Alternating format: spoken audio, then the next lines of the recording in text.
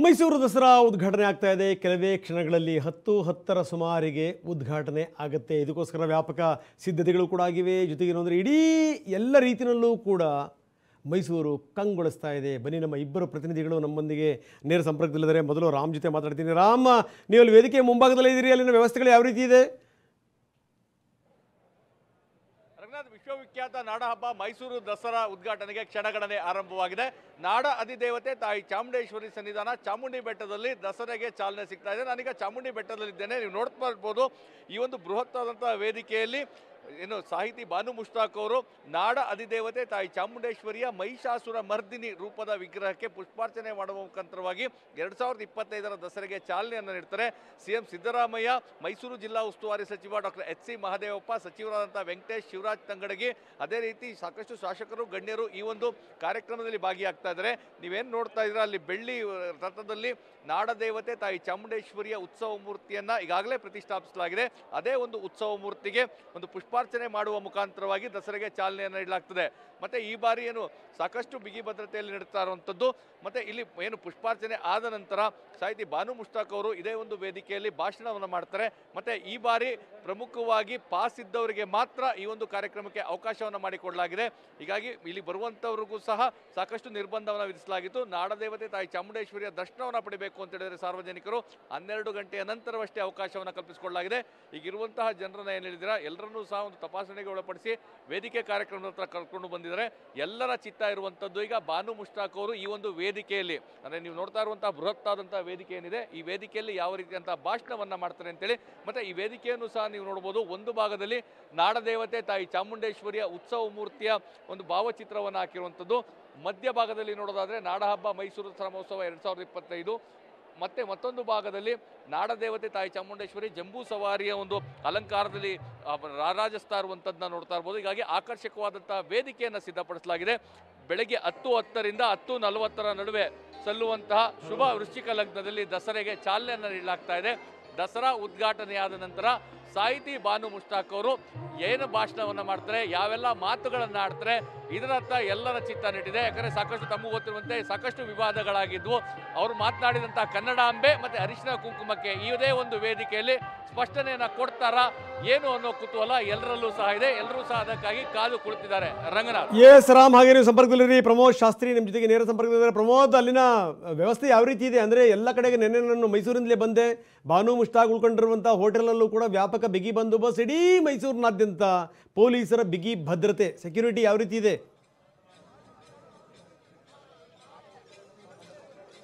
ರಂಗನಾಥ್, ಇನ್ನೇನು ಕೆಲವೇ ಹೊತ್ತಿನಲ್ಲಿ ದಸರಾ ಉದ್ಘಾಟನೆ ಆಗುತ್ತೆ. ಲೇಖಕಿ ಬಾನು ಮುಷ್ತಾಕ್ ಅವರು ಕೂಡ ಈಗಾಗಲೇ ಚಾಮುಂಡಿ ಬೆಟ್ಟದ ಮುಂಭಾಗ ನಾನಿಲ್ಲಿ ರಿಪೋರ್ಟ್ ಮಾಡ್ತಾ ಇದ್ದೀನಿ. ನೋಡ್ಬೋದು, ಭಾರಿ ಭದ್ರತೆ ಈಗಾಗಲೇ ಏರ್ಪಡಿಸಲಾಗಿದೆ. ಸಹಜವಾಗಿಯೇ ಈ ಒಂದು ಉದ್ಘಾಟನೆ ಆಗ್ತಾ ಇರುವಂಥ ಹಿನ್ನೆಲೆಯಲ್ಲಿ ಮುಖ್ಯಮಂತ್ರಿಗಳನ್ನ ಬರಮಾಡ್ಕೊಳ್ಳೋದಕ್ಕೆ, ಹಾಗೆ ಉದ್ಘಾಟಕರನ್ನ ಬರಮಾಡ್ಕೊಳ್ಳೋದಕ್ಕೆ ಸಾಂಸ್ಕೃತಿಕ ಕಲಾ ತಂಡಗಳು ಕೂಡ ಸಜ್ಜಾಗಿವೆ. ಅದಕ್ಕಿಂತ ಮುಖ್ಯವಾಗಿ ಈಗ ವೆರಿ ಇಂಪಾರ್ಟೆಂಟ್ಲಿ ಪೊಲೀಸರ ಬಗ್ಗೆ ನೋಡೋದಾದ್ರೆ, ಈಗಾಗಲೇ ಮಹಿಷಾಸುರನ ಪ್ರತಿಮೆ ಏನಿದೆ ಆ ಭಾಗದಿಂದಲೇ ಕೂಡ ಯಾವುದೇ ವಾಹನ ಸಂಚಾರಕ್ಕೆ ಅವಕಾಶವನ್ನು ಕೊಡಲಾಗ್ತಾ ಇಲ್ಲ. ಅಂದರೆ ಚಾಮುಂಡಿ ದೇವಸ್ಥಾನದಿಂದ ಸುಮಾರು 200 ಮೀಟರ್ ದೂರ ಇರುವಂಥ ಮಹಿಷಾಸುರನ ಪ್ರತಿಮೆ ಏನಿದೆ ಅಲ್ಲೇ ಕೂಡ ಬಂದೋಬಸ್ತನ್ನು ಮಾಡಲಾಗಿದೆ. ಸುಮಾರು 300ಕ್ಕೂ ಅಧಿಕ ಪೊಲೀಸರನ್ನ ಈ ಒಂದು ಭಾಗದಲ್ಲಿ ನಿಯೋಜನೆ ಮಾಡಲಾಗಿದೆ. ಮುಖ್ಯಮಂತ್ರಿ ಸೇರಿದಂತೆ ಗಣ್ಯಾತಿ ಗಣ್ಯ ವ್ಯಕ್ತಿಗಳು ಯಾರಿದ್ದಾರೆ ಅವರು ಇಲ್ಲಿ ಬಂದು ಮೊದಲಿಗೆ ಅವರ ಕಾರ್ಗಳಾಗಲಿ ಅವರ ವಾಹನಗಳಾಗಲಿ ಇಲ್ಲಿ ಬಂದು ನಿಂತ್ಕೊಳ್ಳುತ್ತೆ, ಪಾರ್ಕ್ ಆಗುತ್ತೆ. ಇಲ್ಲಿಂದ ಸುಮಾರು 150 ಮೀಟರ್ ದೂರ ಏನಿದೆ ದೇವಸ್ಥಾನ ಇದೆ. ಜೊತೆಗೆ ವೇದಿಕೆ ಕೂಡ ಇಲ್ಲಿಂದ ಹತ್ತತ್ರ 100ರಿಂದ 150 ಮೀಟರ್ ದೂರ ಇದೆ. ಇಲ್ಲಿಂದ ಕಲಾ ತಂಡಗಳ ಜೊತೆಗೆ ಉದ್ಘಾಟಕರನ್ನ, ಬಾನು ಮುಷ್ತಾಕ್ ಸೇರಿದಂತೆ ಇನ್ನಿತರ ಅತಿಥಿಗಳನ್ನ ಈ ಕಲಾ ತಂಡಗಳು ಅಲ್ಲಿಗೆ ವೇದಿಕೆಗೆ ಕರ್ಕೊಂಡು ಹೋಗುತ್ತೆ. ಇದ್ರ ಜೊತೆಗೇನೆ ಹಾಗೇನೆ ರಂಗನಾಥ್ ನೋಡ್ಬೋದು, ರಂಗೋಲಿಗಳನ್ನು ಕೂಡ ಹಾಕಲಾಗಿದೆ. ಇದ್ರ ಜೊತೆಗೆ ಇಕ್ಕೆಲಗಳಲ್ಲೂ ಕೂಡ ಭಾರಿ ಬಂದೋಬಸ್ತನ್ನ ಮಾಡಲಾಗಿದೆ. ಸಹಜವಾಗಿ ಕಳೆದ ಬಾರಿ ನಾವು ಕಂಪೇರ್ ಮಾಡಿದಂಥ ಸಂದರ್ಭದಲ್ಲಿ ಇಷ್ಟೊಂದು ಬಿಗಿ ಭದ್ರತೆ ಇರಲಿಲ್ಲ. ಉದ್ಘಾಟನಾ ಕಾರ್ಯಕ್ರಮ ನಡೀತಾ ಇತ್ತು. ಭಕ್ತಾದಿಗಳು ಯಾರು ಬರ್ತಾ ಇದ್ರು ಆ ಭಕ್ತಾದಿಗಳಿಗೆ ಬರುವಂಥವರಿಗೆ ಅಲ್ಲೇ ವೇದಿಕೆಯ ಪಕ್ಕದಲ್ಲೇ ಆಸನದ ವ್ಯವಸ್ಥೆಗಳನ್ನ ಮಾಡಲಾಗಿತ್ತು. ಆದರೆ ಇದೇ ಮೊದಲ ಬಾರಿಗೆ ಯಾರಿಗೂ ಕೂಡ ಭಕ್ತಾದಿಗಳಿಗೂ ಕೂಡ ಹೊರಗಡೆ ಪ್ರವೇಶವನ್ನು ಮಾಡಲಾಗ್ತಾ ಇಲ್ಲ. ಯಾಕೆಂದರೆ ಸಂಪೂರ್ಣ ಭದ್ರತೆ ಇದೆ. ನೋಡ್ಬೋದು, ಕೇವಲ ಪೊಲೀಸ್ ವಾಹನಗಳಷ್ಟೇ. ಜೊತೆಗೆ ವೇದಿಕೆ ಮುಂಭಾಗ ಯಾರು ಕೂತ್ಕೋತಾರೆ, ಯಾರಿಗೆ ಆಸನ ವ್ಯವಸ್ಥೆ ಮಾಡಿದ್ದಾರೆ, ಒಂದು ಮಹಾರಾಣಿ ಕಾಲೇಜ್ನ ವಿದ್ಯಾರ್ಥಿಗಳಿಂದ ಕರೆತರಲಾಗ್ತಾ ಇದೆ. ಜೊತೆಗೆ ಇಲ್ಲೇನಿದೆ ಇನ್ನು ಇದರ ಜೊತೆಗೆ ಪೊಲೀಸ್ ವ್ಯವಸ್ಥೆಯಿಂದ ಪೊಲೀಸ್ ಗೃಹ ಅಲ್ಲಿ ಅವರನ್ನು ಕೂಡ ಈಗಾಗಲೇ ಕರೆತರಲಾಗ್ತಾರೆ. ನೋಡ್ತಾ ಇದ್ರೆ ಈಗ VVIPಗಳು ಬರ್ತಾ ಇದ್ದಾರೆ. ಈಗಾಗಲೇ ಒಬ್ಬರಾದ್ಮೇಲೆ ಒಬ್ಬರು ಮಂತ್ರಿಗಳು ಕೂಡ ಬರ್ತಾ ಇದ್ದಾರೆ. ಹೀಗಾಗಿ ಈ ಭಾಗದಲ್ಲಿ ಸ್ವಲ್ಪ ಬಿಗಿ ಭದ್ರತೆ ತುಂಬ ಜೋರಾಗಿನೇ ಇದೆ. ಈಗ ಅವರನ್ನು ಬಾನು ಮುಸ್ತಾಕ್ ಸೇರಿದಂತೆ ಅವ್ರು ಇನ್ನೇನು ಕೆಲವೇ ಹೊತ್ತಿನಲ್ಲಿ ಎಂಟ್ರಿ ಆಗ್ತಾರೆ. ಅವರು ದೇವಸ್ಥಾನಕ್ಕೆ ಹೋಗುವಂಥ ಸಾಧ್ಯತೆ ಇದೆ. ಈಗ ಬಿಗಿ ಭದ್ರತೆಯಲ್ಲಿ ಈಗ VIP ಗಳು ಕೂಡ ಎಂಟ್ರಿ ಆಗಿದ್ದಾರೆ. ಜೊತೆಗೆ ಬಸ್ನಲ್ಲಿ ನೋಡ್ತಾ ಇದ್ದೀರಾ, ತೆರೆದ ವಾಹನ ಬಸ್ ಇದೆ. ಆ ಬಸ್ನಿಂದಲೇ ಈಗ ಎಲ್ಲರೂ ಗಣ್ಯ ವ್ಯಕ್ತಿಗಳು ಯಾರಿದ್ದಾರೆ ಅವರೆಲ್ಲರೂ ಕೂಡ ಬರ್ತಾ ಇದ್ದಾರೆ. ಹೊರಗಡೆ ಯಾರಿದ್ದಾರೆ ಅದ್ರ ಬಗ್ಗೆ ಇನ್ನೂ ಕೂಡ ಸ್ಪಷ್ಟವಾಗಿ ಚಿತ್ರಣ ಕಾಣಿಸ್ತಾ ಇಲ್ಲ.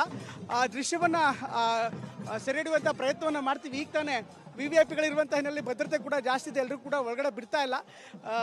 ಅಧಿಕಾರಿಗಳ ವಲಯನ್ನು ಕೂಡ ಅಂದರೆ ಹಿರಿಯ ಅಧಿಕಾರಿಗಳು ಯಾರಿದ್ದಾರೆ ಅವರೆಲ್ಲರೂ ಕೂಡ ಇದರಲ್ಲಿ ಇದ್ದಾರೆ. ಯಾರ್ಯಾರಿಗೆ ಆಹ್ವಾನ ಕೊಡಲಾಗಿದೆ, ಜೊತೆಗೆ ವಿದೇಶಿ ಗಣ್ಯರು ಕೂಡ ಇದ್ದಾರೆ. ಅಂದರೆ ಬೇರೆ ಬೇರೆ ಭಾಗದಿಂದ ಬಂದಿರ್ತಾರೆ ಯಾರು ನೋಡೋರಿಗೆ, ಅವರಿಗೂ ಕೂಡ ಎಲ್ಲ ಆಹ್ವಾನವನ್ನು ನೀಡಲಾಗಿದೆ. ಒಟ್ಟಲ್ಲಿ ಒಂದು ವಿಶೇಷವಾದಂಥ ಸಂದರ್ಭ. ಹೀಗಾಗಿ ಬಹುಶಃ ಬಾನು ಮುಸ್ತಾಕ್ ಅವರ ಕುಟುಂಬ ಏನಿದೆ ಅವರು ಕೂಡ ಬಂದಿದ್ದಾರೆ. ನೋಡ್ಬೋದು, ಅವರ ಕುಟುಂಬಸ್ಥರಿಗೂ ಕೂಡ ಒಂದು ಆಹ್ವಾನ ನೀಡಲಾಗಿದೆ. ಹೀಗಾಗಿ ಅವರಿಗೂ ಕೂಡ ಒಂದು ವ್ಯವಸ್ಥೆಯನ್ನು ಮಾಡಲಾಗಿದೆ. ಇಲ್ಲಿ ಅವರೆಲ್ಲರೂ ಕೂಡ ಕೆಲವೇ ಹೊತ್ತಿನಲ್ಲಿ ಎಲ್ಲರೂ ಕೂಡ ಬರ್ತಾರೆ. ಇಲ್ಲಿ ಮುಖ್ಯಮಂತ್ರಿಗಳ ಜೊತೆಗೆ ಬಾನು ಮುಸ್ತಾಕ್ ಬರ್ತಾರೆ, ಅಥವಾ ಈಗ ಒಂದು ವಾಹನ ಹೋಯಿತು, ಆ ವಾಹನದಲ್ಲೇ ಅವ್ರು ತೆಳೆದಿರುವಂಥ ಸಾಧ್ಯತೆ ಇದೆ. ಯಾಕೆಂದರೆ ತುಂಬ ಬಿಗಿ ಭದ್ರತೆಯಿಂದ ಕೂಡಿದಂಥ ವಾಹನ. ಹೀಗಾಗಿ ಬಾನು ಮುಸ್ತಾಕ್ ಬಹುಶಃ ಒಳಗಡೆ ಎಂಟ್ರಿ ಆದರೂ ಅನ್ಸುತ್ತೆ. ಇನ್ನೊಂದು ಕೆಲವೇ ಹೊತ್ತಿನಲ್ಲಿ ಮುಖ್ಯಮಂತ್ರಿಗಳು ಕೂಡ ಬರ್ತಾರೆ. ಎಲ್ಲ ಬಿಗಿ ಭದ್ರತೆ ಭಾರಿ ಪ್ರಮಾಣದಲ್ಲಿದೆ. ಭಕ್ತಾದಿಗಳಿಗೆ ಏನಂದ್ರೆ ಸಾಮಾನ್ಯವಾಗಿ ಮೈಸೂರಿಂದ ಯಾರು ಬರ್ತಾರೆ ರಂಗನಾಥ್, ಪ್ರತಿ ವರ್ಷ ಮೈಸೂರಿನಿಂದ ಸಹಜವಾಗಿ ಜನ ದೇವರ ದರ್ಶನಕ್ಕೆ ಬರ್ತಾ ಇದ್ರು. ಅಂತ ಒಂದು ದರ್ಶನದ ಅವಕಾಶವನ್ನು ಸದ್ಯಕ್ಕೆ ಕೊಡ್ತಾ ಇಲ್ಲ. 12 ಗಂಟೆ ನಂತರ ಅಥವಾ ಈ ಒಂದು ಕಾರ್ಯಕ್ರಮ ಮುಗಿದ ಮೇಲೆ ಕೊಡುವಂತ ಸಾಧ್ಯತೆ ಇದೆ. ಒಟ್ಟಿನಲ್ಲಿ ಈಗ ಪ್ರಮೋದ್ ಧನ್ಯವಾದ. ತಮ್ಮೆಲ್ಲ ಮಾಹಿತಿಗೆ ನಮ್ಮ ಪ್ರತಿನಿಧಿ ಪ್ರಮೋದ್ ಅಲ್ಲಿಂದ ಪ್ರತ್ಯಕ್ಷ ವರದಿ ಕೊಡ್ತಾ ಇದ್ರು. ಏನೇನು ನಡೀತಾ ಇದೆ ಅನ್ನುವಂಥದ್ದು. ಇದೀಗ ತಾನೇ VIP ಗಳು ಬರ್ತಾ ಇದ್ದಾರೆ. ಇನ್ನು ನಮ್ಮ ಪ್ರತಿನಿಧಿ ರಾಮ್ ವೇದಿಕೆ ಮುಂಭಾಗದಿಂದ ಅಲ್ಲಿನ ಎಲ್ಲ ವಿವರಗಳನ್ನು ಕೂಡ ನೀಡ್ತಾ ಇದ್ರು.